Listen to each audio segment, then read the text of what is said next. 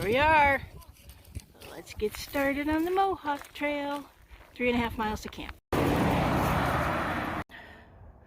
Taking a break. Now that we are officially on the Mohawk Trail, we're going straight up to a lookout in about 3/4 of a mile. But when I say it's straight up, I mean straight up. Just a little up. Simba!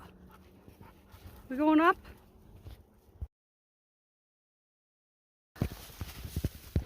Dang, climb just kicked my butt. We just went up this rocky, sketchy, you could definitely tell the Mohawk Trail, it used to be part of the AT.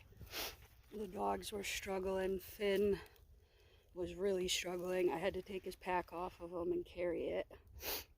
Simba did okay, but they were having trouble climbing up the rocks with their packs on. And it was steep. I was having trouble climbing. I'm out of breath.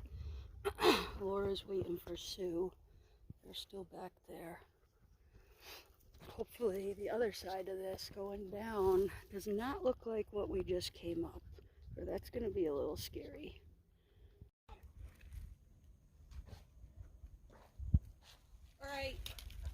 All right. Forget you.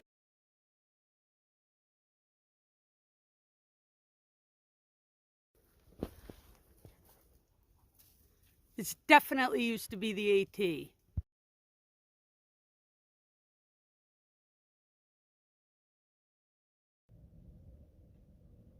So now we're going down, and it appears to be straight down. So this is going to be fun.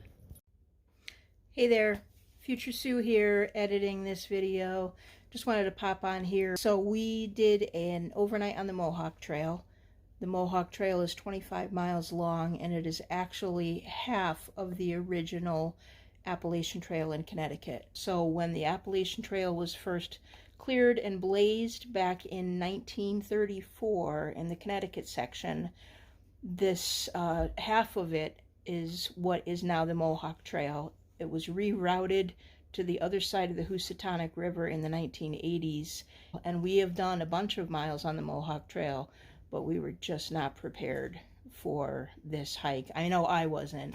We had started late in the day. We didn't get the hike started until after 2 o'clock in the afternoon. But the hike up that mountain, that first mile, was a kicker. And then it was straight down the other side of the mountain. And as Michelle says in the video, she had to take Finn's pack off of him for him to successfully get up the mountain.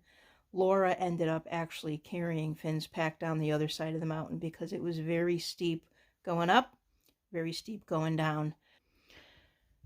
I personally have not backpacked much. Last September, if you've watched any of the other videos, when I was in Pennsylvania, we had to get off trail because I had bronchitis, and that bronchitis hung around for about 3 months. Also, in the midst of that, my rheumatologist retired, and I have rheumatoid arthritis, and I was not able to get RA treatments between October and March, and I definitely had some struggles with my health in that time, so I hadn't done a lot of backpacking between September and March. So we actually camped at Dean's Ravine.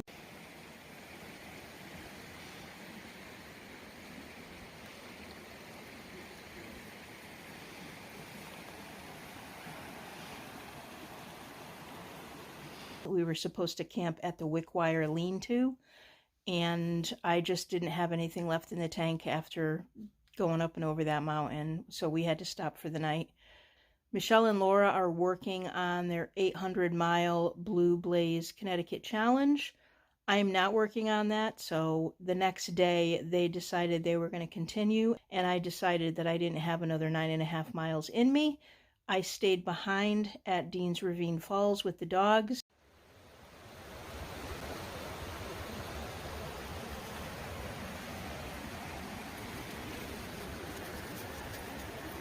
Finally, you bring back the right stick.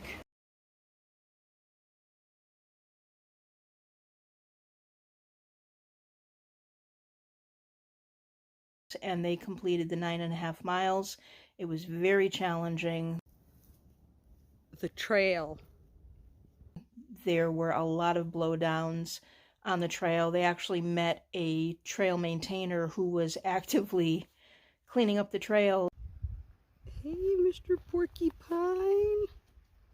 I'm gonna show. And it's going to be a while before the trails are cleaned up just from all the storms we've had this winter. So sorry that my narration is longer than the actual trip, but I just figured I'd explain a little bit of what's happened. We plan to get back out on the Mohawk Trail, and I definitely need to get back in backpacking shape to do future trips for this year.